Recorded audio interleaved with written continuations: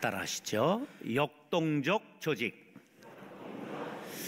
크리스찬 A. 슈바르츠 목사님의 자연적 교회 성장 8가지 질적 특성에 오늘은 네 번째에 해당되는 기능적 조직에 대해 말씀드리겠습니다.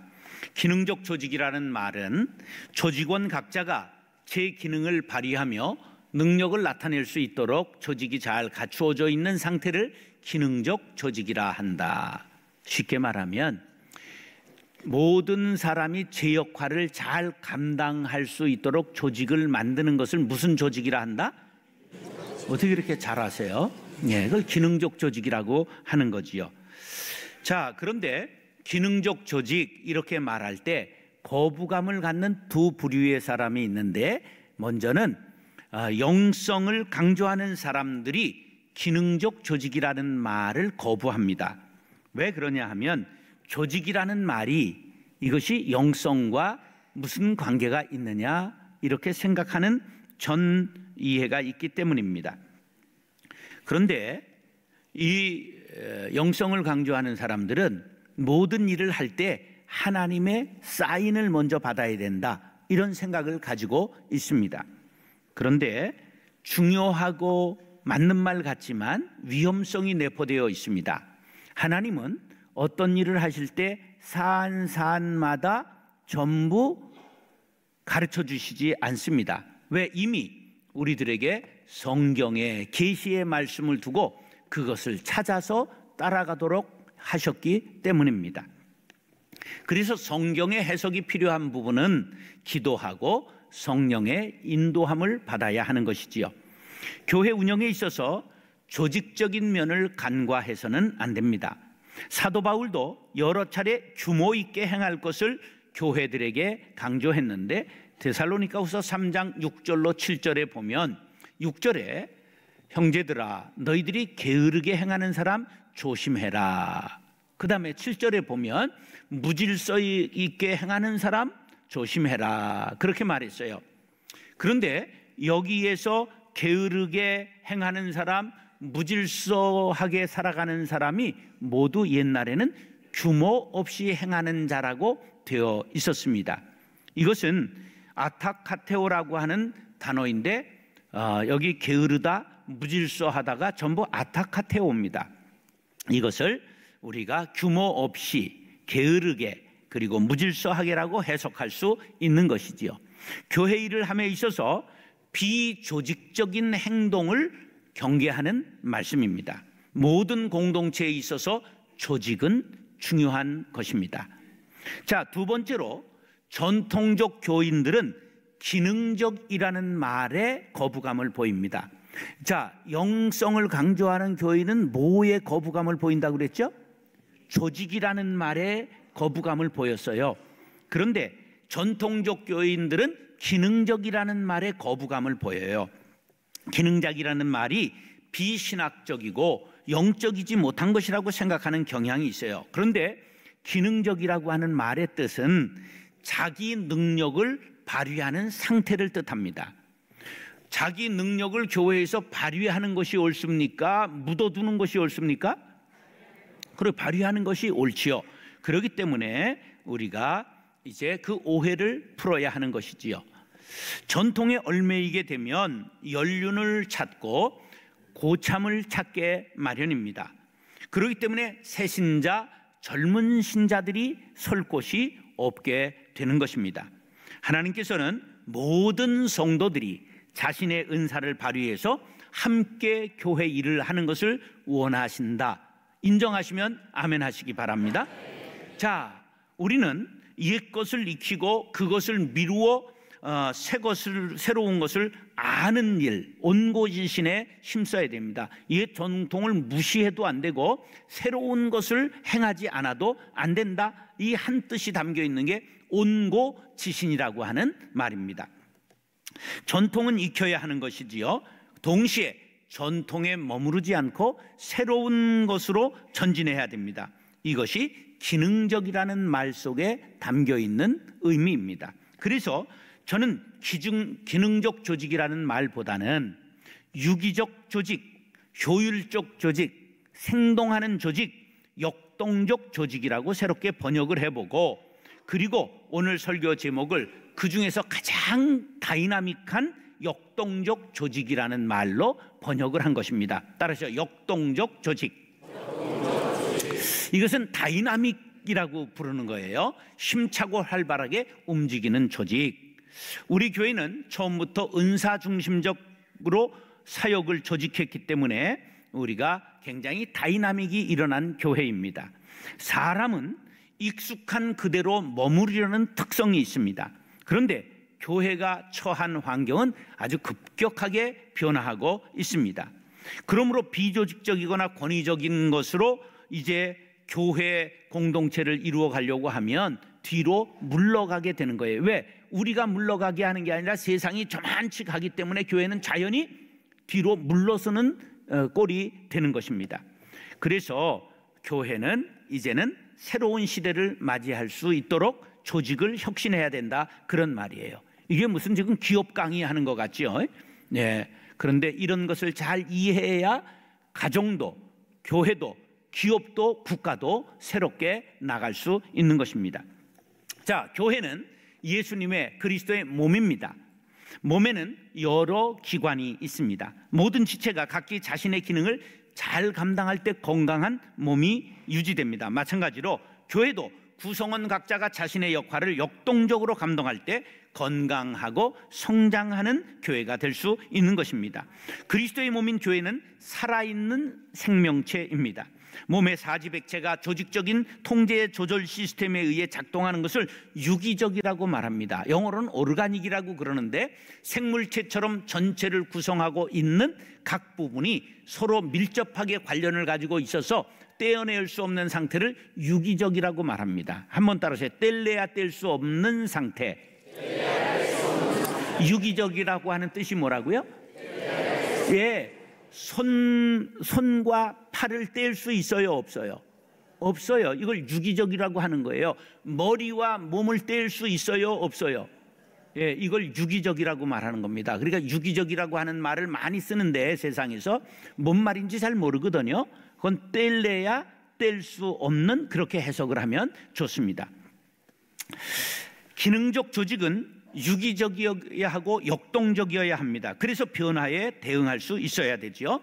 소련이 세상을 절반을 장악하고 뻘겋게 물들였지만 어느 날 갑자기 멸망한 까닭은 뭘까요? 변화에 능동적으로 대처하지 못했기 때문입니다. 조직이 기능을 제대로 발휘하지 못하면 이와 같은 일이 일어난다는 것이죠. 어느 조직이나 바람이 불고 낙엽이 부는 계절을 맞이하게 됩니다.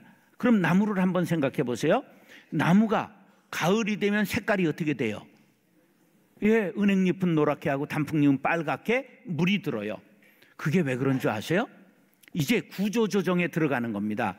겨울을 대비하기 위해서 구조조정에 들어가는데, 그렇게 낙엽이 이제 단풍이 지기 시작하면 어떤 역할을 하느냐 하면 나무에서 물질을 내 가지고 그 낙엽을 딱 떨굽니다. 그 떨구는 물질을 뭐라 그러죠? 떨어뜨린다고 그래서 떨겨라고 그럽니다. 그러니까 떨겨라고 하는 물질이 나와서 전부 낙엽을, 이제 나무 잎을 낙엽지게 하는 거지요. 이게 나무의 기능적 조직 행태입니다. 그러므로 나무는 죽지 않고 겨울을 견딘 후에 봄에 실록으로 아름답게 이제 피어나게 되는 것입니다.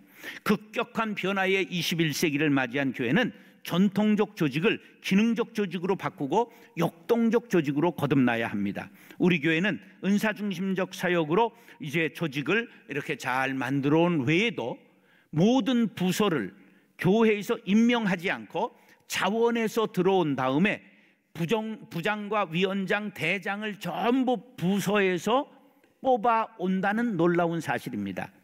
이런 조직은 기독교 2000년 역사상 우리가 처음일런지도 모릅니다. 이것은 대한민국의 5만 개 교회에서 유일한 교회일런지도 모릅니다.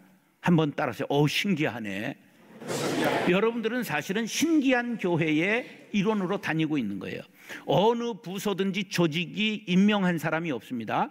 전부 여러분들이 뽑아온 사람들로 운영을 하고 있다는 놀라운 일을 여러분 그걸 모르고 다니고 있는 겁니다.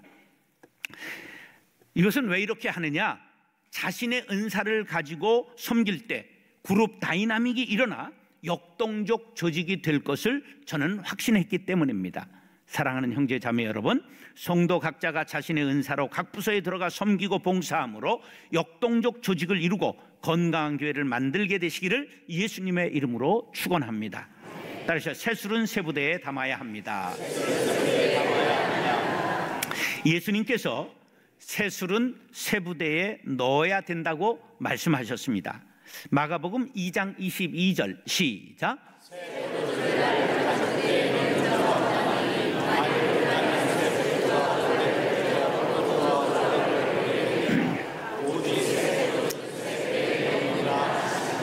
이스라엘은 포도가 잘 되는 땅이에요. 그 기후가. 그런데 포도라고 하는 게 한 번에 다 익잖아요. 그러니까 저장시설이 없었던 옛날에 포도를 어떻게 먹었느냐 하면 말려서 먹어요. 그걸 뭐라 그래요? 다 아시네요. 그 다음에 이것을 발효시켜서 마셔요. 이게 뭐라 그래요? 포도주. 이 두 가지로 포도를 이제 먹는 것입니다. 그래서 이제 건포도는 문제가 없는데 이 포도주는 물과 같이 이동 중에도 가지고 다녀야 되는데 집에 있을 때는 독에 담으면 되는데 이동 중에는 병이 없어요. 그러니까 어디에 담았을까요? 가죽 부대를 만든 거예요. 가죽 부대를 만드는데 가죽이 오래되면 낡고 삭아버리잖아요. 그런데 새 부대는 신축성이 있는데 말라버리고 오래된 가죽은 신축성이 없기 때문에 새 포도주를 넣으면 부글부글 발효가 되고 있기 때문에 뻥 터져버려서 포도주도 잃어버리고 가죽 부대도 잃어버리고 말게 되는 거지요. 그래서 새 술은 어디에 담아야 된다고요? 새 부대에. 낡은 가죽 부대는 낡은 전통을 뜻하고 새 술은 새 시대, 새로운 환경, 새로운 문화를 뜻하는 것입니다. 낡은 전통을 바꾸지 않는 단체나 사회는 새로운 시대, 새로운 환경을 담아낼 수 없다는 뜻입니다. 지금 세상의 변화는 정신없이 변화되고 있습니다. 자, 세상이 얼마나 많이 바뀌느냐? 여름에 최고의 과채가 뭡니까? 수박이죠. 예, 수박을 과일이라고 그래요? 채소라고 그래요? 과채라고 그러는 거예요, 섞어서. 그런데 이 수박을 우리가 머리에 그리면 네모나요? 동그래요? 동그랗죠. 색깔은 파래요? 노래요? 파랗죠. 그러면 쪼개면 무슨 색이 나와요? 빨간색이 있고 거기에 뭐가 박혀 있어요? 씨가 박혀 있어요. 이게 우리가 다 그릴 수 있단 말이죠. 그런데 어느 날 우장춘이라고 하는 분이 일본에서 공부를 하고 와가지고는 무슨 수박을 가져왔어요? 어떻게 그런 걸 다 아세요? 씨 없는 수박을 가져왔어요. 씨가 없어도 수박은 수박이죠. 예, 그 다음에 얼마 전부터 어느 농부들이 야, 이 수박은 동그라서 쌓기가 어렵다. 그래서 자랄 때부터 이렇게 비닐로 딱 네모난 과구로 씌워가지고 쫙 이렇게 키우니까 어느 날 메주 덩어리처럼 네모가 됐어요. 그래서 쌓을 때 척척 벽돌 쌓들이 수박을 쌓게 됐어요. 네모난 수박이 나왔다는 걸 아는 사람 손 들어보세요. 예, 그러면 옆에 모르는 사람 귀샤대기를 때리면서 그것도 모르고 어떡하냐. 지금 수박은 동그래요? 네모나요? 주인 마음이에요. 주인 마음이에요. 자, 수박이 노란 수박을 보신 분 손 들어보세요. 속까지도 노란 것 봤죠? 그러면 노랗다고 수박이 아니라고 먹지 않으면 누구만 손해예요? 나만 손해예요. 이미 세상은 이렇게 변하고 있습니다. 그렇기 때문에 우리는 전통을 바꾼다고 교회가 없어지는 것이 아니고 복음이 없어지는 것도 아닙니다. 본질적인 것은 보수하면서 비본질적인 것은 과감하게 바꾸어 나갈 수 있어야 한다. 할렐루야. 자, 13절로 18절 말씀 중에 뒤에 밑줄 친 말씀만 시작.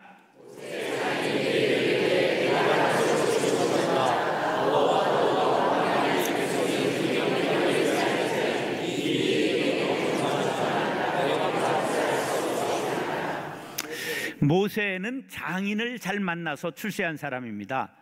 미디안 족속의 족장이었던 이드로라는 장인이 모세를 방문했는데 사위가 너무 바빠서 장인 얼굴 볼 시간이 없는 거예요. 하루 종일 백성을 재판하고 백성들은 줄지어서 재판을 기다리고 있어요. 그래서 원망이 터져 나옵니다. 왜? 일사병에 졸도하고 하니까. 그래서 장인이 이 비능률적인 장면을 목격하고 자기의 경험을 바탕으로 충고하는 내용이 지금 13절로 18절에 나오는 겁니다. 왜 광야에 있는 이스라엘 공동체에 재판이 많아졌을까요? 그 앞에 있었던 17장의 원인이 있습니다. 17장에 아말렉과의 전쟁이 있었어요. 옛날 전쟁해서 승리하면 적의 재산을 그대로 보호해 주잖아요. 아니에요? 예, 전부 전리품을 챙겨오는 겁니다. 그래서 이들이 경제가 갑자기 급증한 거예요. 그런데 내가 아말렉의 말을 내가 먼저 잡았다. 아니다, 내가 먼저 잡았다. 이래 가지고 싸움이 나고 재판이 걸린 게 수도 없이 일어났다, 이런 거예요. 앞으로 파주에서 가장 땅 분쟁이 많아질 것을 예측하십니까? 이제 땅값이 오르기 시작하면서 형제들이 유산을 가지고 분쟁하고 대들이 나게, 그래서 변호사가 앞으로 파주에서 대박이 날 것입니다. 그런 일이 이스라엘 공동체에 일어났다, 그런 말이에요.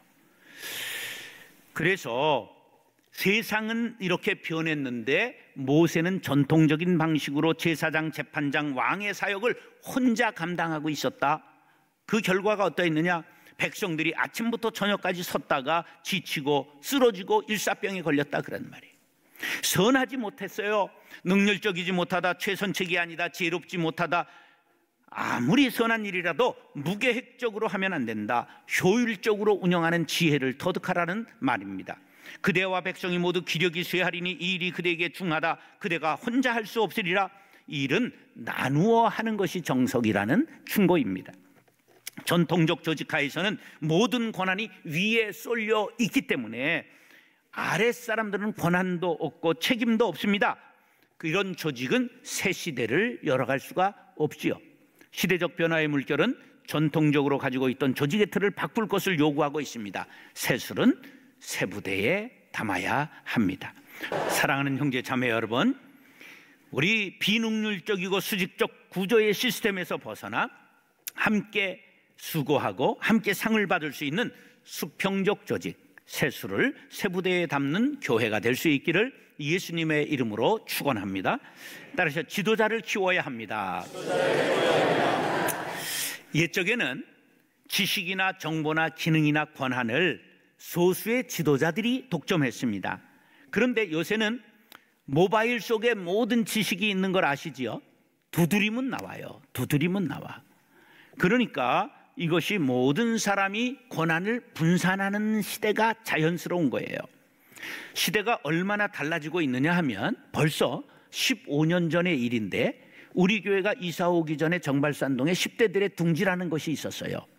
근데 하루 아이들이 다 학교 간 점심시간에 정발고등학교 1학년 한반 아이들이 단체로 농땡이를 까고 우리 둥지에 온 거예요. 내가 깜짝 놀라가지고 야야야, 너희들 왜 학교에서 공부 안 하고 다 왔냐?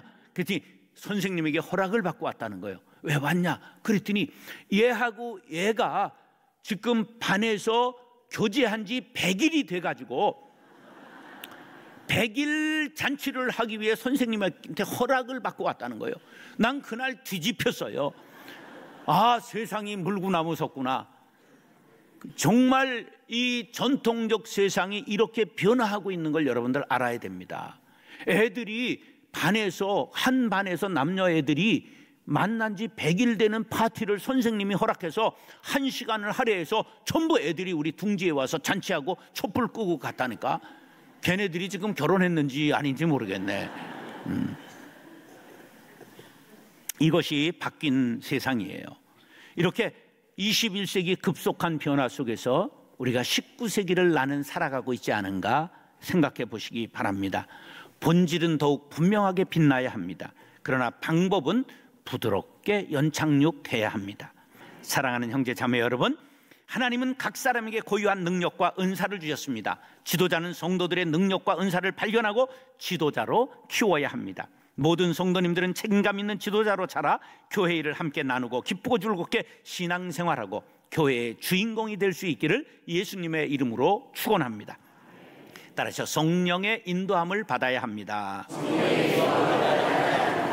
제일 전통적 조직에서 기능적 조직으로 바꾸는 데 중요한 게 무엇이냐? 그것은 장단점을 이해하는 것입니다. 전통적 조직의 장점이 뭐냐 하면 지도자에게 권한이 집중되어 있기 때문에 지도자가 유능하면 잘 된다는 사실이에요. 그리고 일사불란하게 갈 수가 있어요. 그런데 단점이 뭐냐면 지도자의 실수가 공동체 전체의 실패가 되고 한 사람 한 사람의 은사를 활용할 수 없는 것이 전통적 조직의 단점입니다.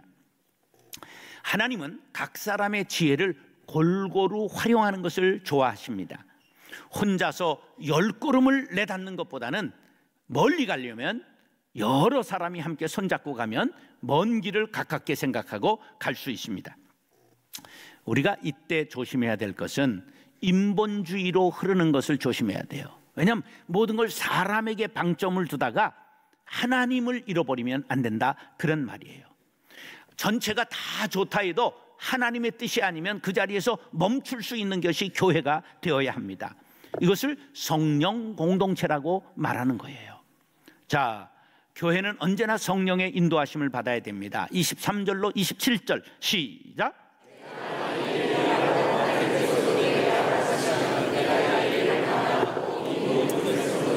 자, 하나님께서도 내게 허락하시면, 이 말은 뭐냐면 성령의 인도함을 받으면 그런 뜻입니다. 24절 시작.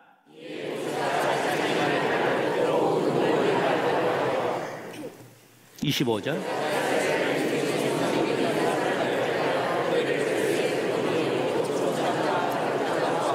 26절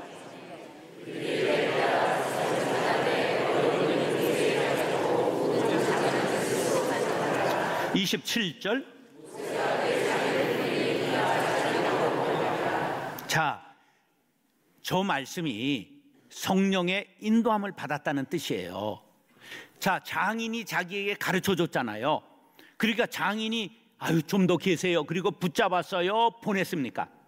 보냈어요. 자, 깨달았으면 사람을 붙잡지 않고 누구의 인도함을 받아야 된다? 하나님의 인도함을 받아야 돼. 이게 성령의 인도함을 받는 교회입니다. 우리 교회 목회 철학 1조가 인본적이고 자기적인 것을 배제하고 최선을 다해 할 일을 한 후에 결정권을 성령의 인도하심에 맡기는 교회. 그래서 정성진 목사는 이제 토대를 마련했으니까 떠나야 되는 거예요. 여러분들이 정성진 목사님 더 계셔야 됩니다, 이런 말은 성령의 인도하심을 받는 사람이 아니라는 뜻이에요. 앞으로는 그 말을 삼가해 주시기 바랍니다.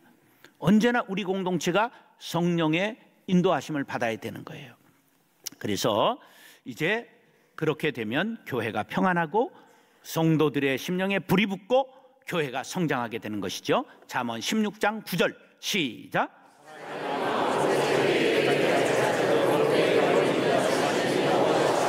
사랑하는 형제 자매 여러분, 시대는 급변합니다. 새 시대 새 사람 새 수를 담을 수 있도록 새 부대를 준비하는 교회가 될 수 있길 바랍니다. 지도력을 나누고 지도자를 키우고 인재를 양성하여 미래 사회를 담보할 수 있는 교회를 만들어 나가시기 바랍니다. 사람을 귀하게 여기고 성령의 인도하심을 받아 기쁨과 평안이 넘치고 성장 성숙해가는 역동적 조직의 거룩한 빛 광성교회가 될 수 있기를 예수님의 이름으로 축원합니다.